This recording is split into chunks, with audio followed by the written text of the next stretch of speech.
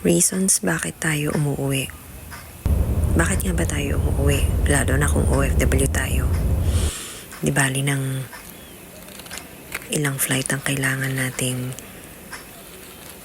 biyahin, kumakain sa airport and all, layover and all.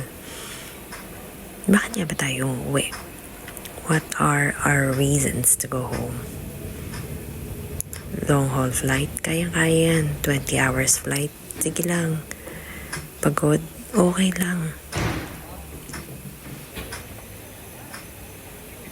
Ayan, budol na si Ating.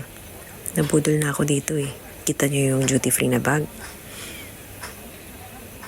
Wala pa akong 5 minutes sa airport na budol na.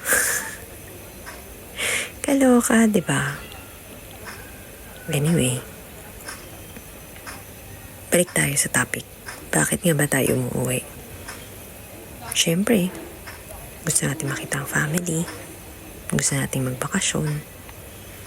Sila ang main reason bakit tayo umalis in the first place. So, kumain muna tayo ng cheesecake. Walang tao. Charge ka dyan. Ilata. Walang tao. Ayan, kain muli.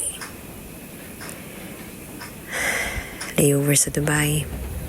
Sakay ulit ng aeroplano. Video ulit ng Alapaap. Looking forward na makauwi. Sorry, nakamask pa rin ako. Kailangan ko kasi. Bawal tayong magkasakit, syempre. Ayan na, tanaw na natin ang Pilipinas.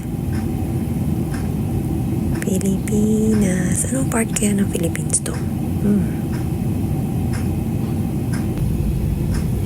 Touchdown, NAIA Terminal 3. Ayan na.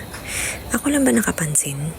Maayos na yung mga luggages kapag nagko-collect ako ng mga bag. Nakadalawang flight na ako to Pinas at ganyan na nga siya.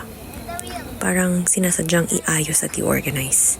Anyway, again, back to the topic. Hindi ko tayo sa Aristocat. Lambuig.